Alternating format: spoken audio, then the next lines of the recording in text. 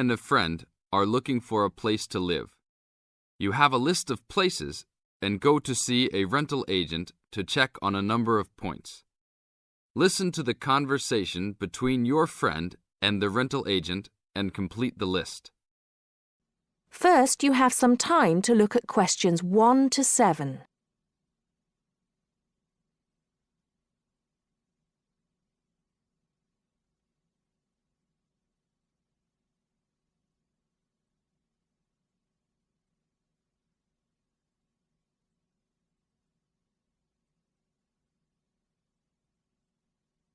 Now listen carefully and answer questions 1 to 7. Hi, we've been looking over your listing of apartments for rent and we have a few questions about a couple of the apartments. Can you help us? Sure. Yep, this is our most recent listing. What would you like to know? Well, we were first wondering about the house on 3rd Street. We can see that it is furnished and rents for $135 a week, but can you tell us how many bedrooms it has?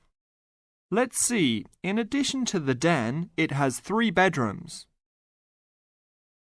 The rental on 3rd Street has 3 bedrooms. So in the example, 3 bedrooms has been written down in the number of rooms column for 19 3rd Street. Now we shall begin. You should answer the questions as you listen, because you will not hear the recording a second time. Listen carefully and answer questions 1 to 6. Hi, we've been looking over your listing of apartments for rent and we have a few questions about a couple of the apartments. Can you help us? Sure. Yep, this is our most recent listing. What would you like to know? Well, we were first wondering about the house on 3rd Street. We can see that it is furnished and rents for $135 a week, but can you tell us how many bedrooms it has? Let's see. In addition to the den, it has 3 bedrooms. What about the one on Route 9N? It looks like it's big with a library and a deck, but it doesn't say how much it costs or anything else about it. Oh yes, Mrs. Gaylor's apartment. That one is actually only a 10-month rental and it is going for $156 per week. It's quite a nice place. She only rents for 10 months each year because of horse racing season. Then her relatives all come to stay, so tenants have to move out. It's a little bit inconvenient, but past tenants have really enjoyed their stay there. Oh, well, we need it for a full year. I guess that one is out. How about the rental on Browen Drive? How many rooms does that one have? As it says on the list, it has 2 bedrooms and a private kitchen and bath. But it's actually a very small place. That's why it's a bit cheaper. Oh. Well then, what about the one that has 3 large rooms? Who is renting that property? That one is a good deal. Mr. John Smith is renting it. But he's quite eccentric and he has a strict rule about no pets. How about cats? Nope, absolutely no pets. Well then, how about this studio apartment rented by Mr. Bo Jensen? How is that one? That ad is actually a bit deceptive. The studio apartment is the whole upper floor of an older house. It's actually very large and, at $45 a week, quite affordable. And it's near campus. I think I'd like to check that one out. Do you have a telephone number that we can call? It's not on the list? Oh, it isn't. Here it is. You should ring area code 518 and then 543-7790. Thanks. I think I'll call on that one first. Your friend decides that he would like to talk to Mr. Bo Jensen. Before you hear the rest of the talk, you have some time to look at questions 8 to 10.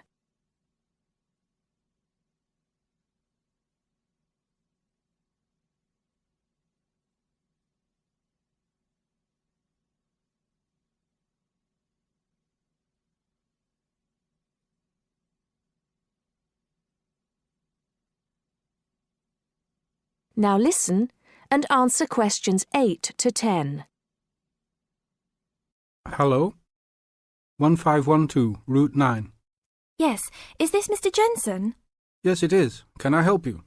Yeah, we're studying here at university and we came across the rental information for the studio apartment that you're renting. Is it still available? Yes, of course. I actually just placed the ad and you're the first person to call. Is there anything you'd like to know about it? Yes, actually there is. As students, we are on the internet a lot, and we heard that some homes in the area have high-speed connections. What type of connection do you have there now? Oh, that's an interesting first question. But I guess I have heard that too. But we just have a phone line here. Nothing fancy. I think you can have a cable line installed, but it's just a phone line for now. Okay, well maybe we can do that. What type of heating does the apartment have? Now there's a more traditional question. We have oil heat here. It's an older house. That tends to be a little more expensive during the winter, right? Yeah, but there's nothing to do about it. It would cost too much for me to put in a gas heater. What else would you like to know about the apartment? Well, we heard it was quite big. Is it furnished? Actually, yes. I should have put that in the ad. It has an old couch and a couple chairs, a dining table, refrigerator, stove, and even a dishwasher. Does it have any beds? Yep, it has 2. That sounds great. When is the apartment available? You can have it tomorrow night if you want. I just have to clean up a couple things before you get here. Do you want to come over and see it first? No, it sounds fine to us. I actually know the street too, so I know the area. We'll take it. That is the end of part 1. You now have half a minute to check your answers.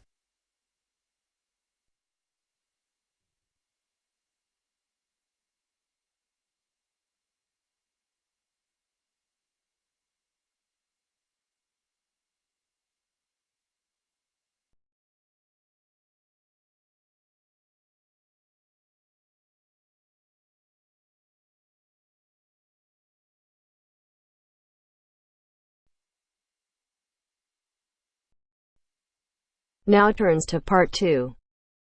Part 2. Listen to the guided tour commentary and answer questions 11 to 20. You now have some time to read questions 11 to 20 first.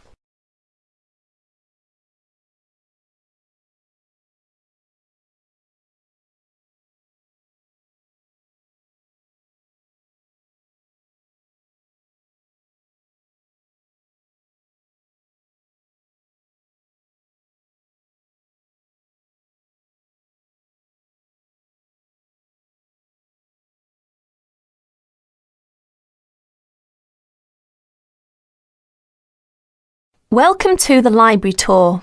We'll begin our tour of this level of the library here at the entrance. Then we'll go in a clockwise direction. So, first of all, over here on the left, next to the entrance, is a touchscreen information service.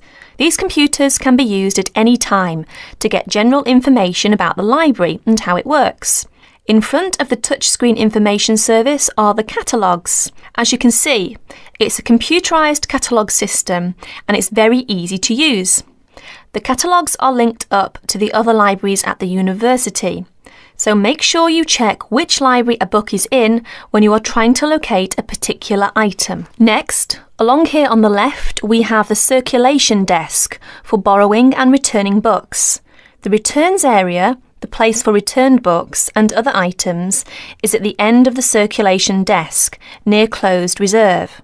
Closed reserve, as most of you probably know, is a collection of books that are in high demand, so they are on restricted circulation.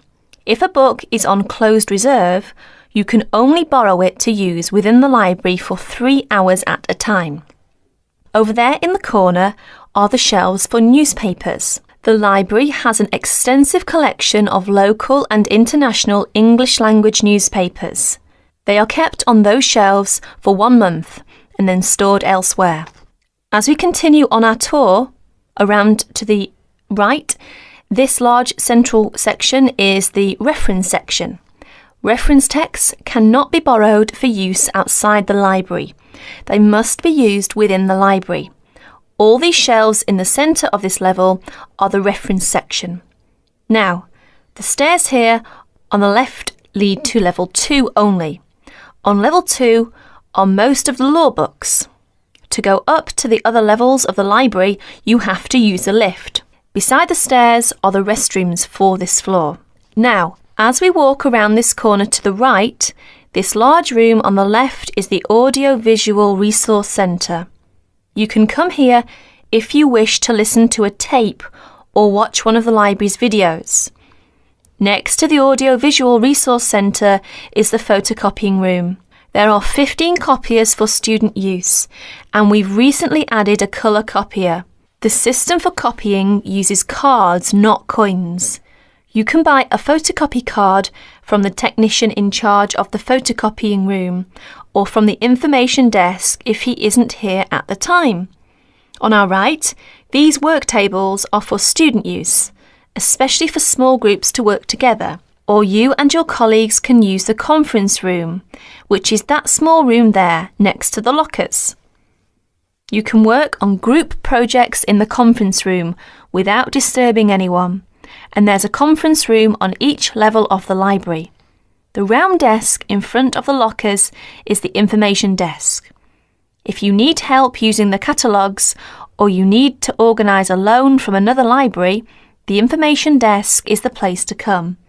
And finally, here, beside the exit doors, these 2 shelves contain current magazines and journals.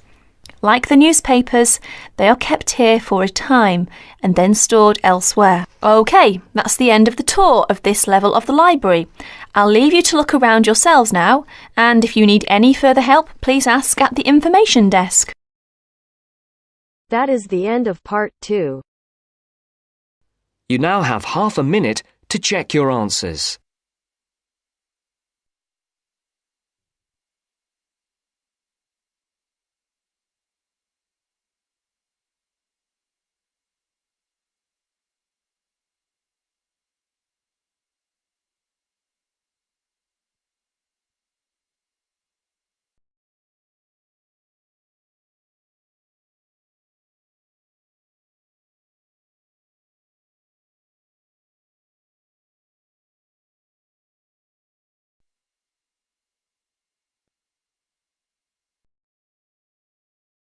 Now turns to part 3.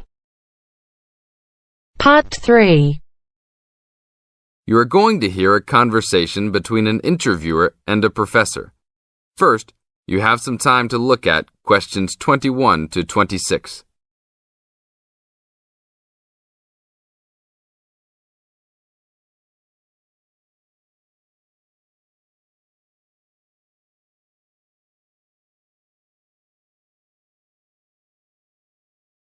Now listen to the tape and answer questions 21 to 26. Today I'm here with Professor Nittick, who is our new university president. He has been a professor for 20 years and teaches many of the best classes on campus. I know many of you have had him as a teacher and know of his brilliance. Good morning, Professor Nittick. Thank you for stopping by the student station. Thank you for having me here. It is always great to get to meet many of the students who are involved with our school. I haven't been here since 2 years ago. Yes, I remember at that time you were still teaching every semester. 2 years later, you're only teaching every once in a while. But it seems like you are still always busy. The administration world is just as busy as the teaching world for you. How do you stay in touch with the university, even with the change in your everyday duties? I try to stay in touch with what is popular with the university students. I usually spend time with as many students as I can. They usually give me insight into what the new concerns and beliefs are for the new generation. On top of that, I try to be as youthful as I can. I consider myself to be youthful, at least for my age. So I always have a good time and try to stay young. I try my best to not just be a teacher, but also participate in university life. Interesting. So are you still doing lots of academic work, or are you mostly concentrating on administrative affairs? Well, I mostly do administrative affairs now. But that doesn't mean that I still don't have a very deep interest in academic matters. I often visit other campuses around the world and meet other professors in my field. I learn the most by travelling and seeing the different places of the world and the different fields of thought. I even did a television programme last month in Manchester. Will you be on television any time soon then? Well, you can call the television station and see if I will be on television any time soon. Maybe I will be on the news report. I don't think it is really that significant, though. Oh, really? That sounds great. I will remember to look out for you. Let's move on. With all your busy travelling recently, how do you find time for your personal life? I try to keep my university life separate from my personal life. Sometimes it's hard to find time to just take my wife and 3 kids out for a family dinner, but usually we all manage to get together every few days. I'm taking a few weeks off next month to take my family down to South America, to Brazil for a few days. I can't wait to just sit on the beach. Wow, that sounds like a wonderful trip. Professor Nittick, could you tell the audience a little about what goes on in an average day of a university administrator? An average day? Oh, I don't think there is such thing as an average day for me. The last few weeks I've been travelling all the time. I can be in Los Angeles in the morning and in New York by the afternoon and back to Los Angeles by the evening. Sometimes I will spend the whole week at a new university, showing the new administrators the ins and outs of running a university. Sometimes I can spend the whole day in the office on the phone. So there really is no average day for me. I guess that is because I do so many different tasks. Sorry to let all the viewers down, but that is the plain truth. Now look at questions 27 to 30.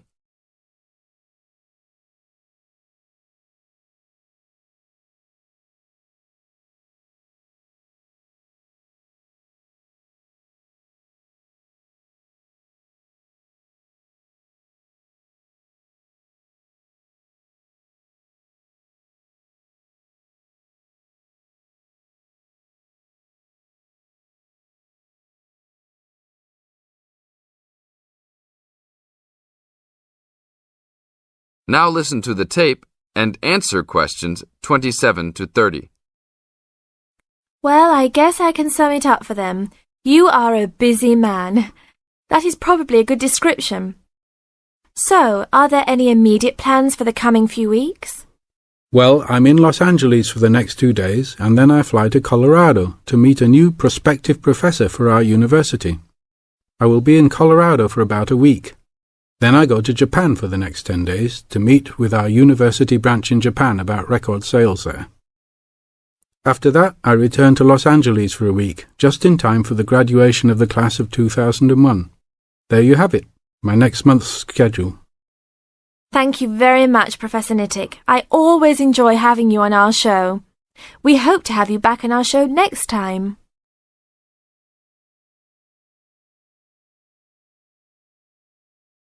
That is the end of part 3. You now have half a minute to check your answers.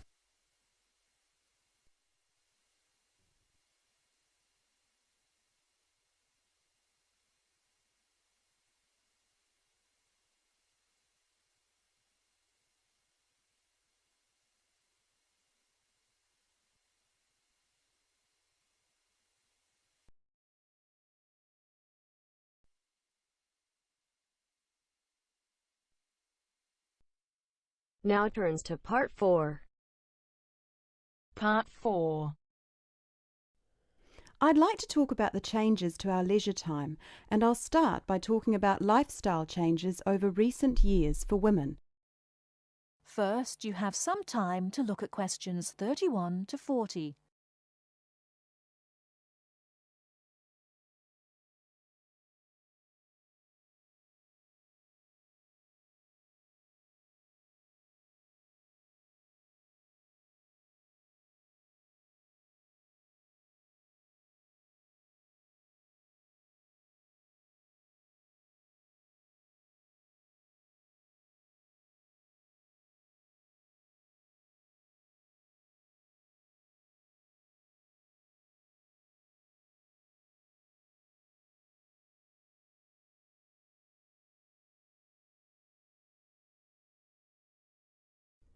Now listen carefully and answer questions 31 to 40.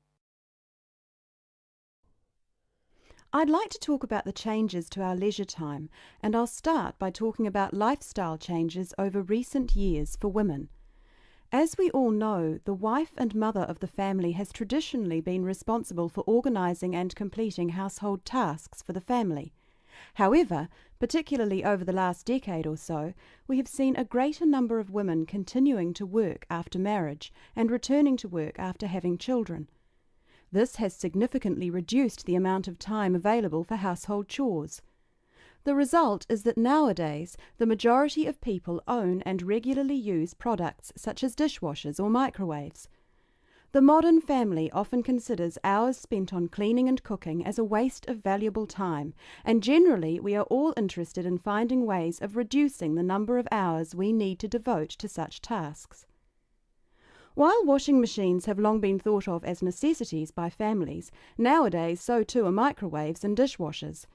These goods can drastically reduce the amount of time we need to spend running our home and increase the amount of time available not only to go to work, but also to spend on leisure pursuits. As society develops and we become richer, we put more value on our leisure time and our possessions. The richer a society, the more demanding it becomes. People are no longer happy to work long hours for little return. Expensive holidays, expensive clothes and cars all become more important the more materialistic the society in which we live. Acquiring things and joining the race of acquisition means that modern society spends a lot of time and money purchasing unnecessary goods.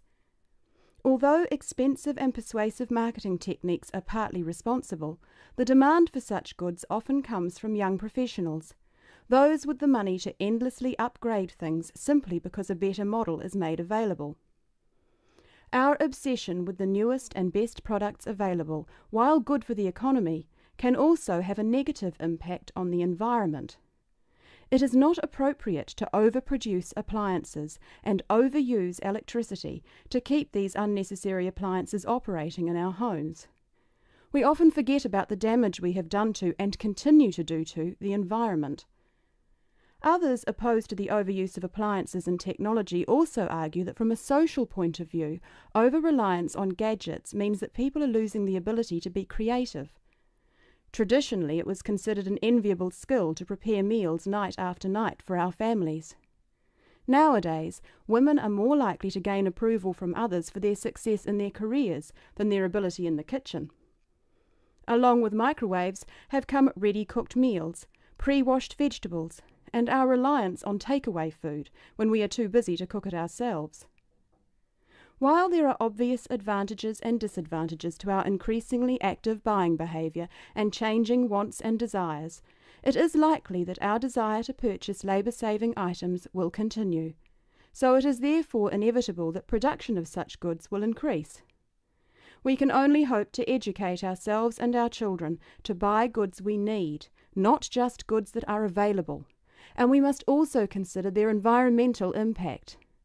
In short, moderation is the most important word for the future. I thank you very much for coming today and listening.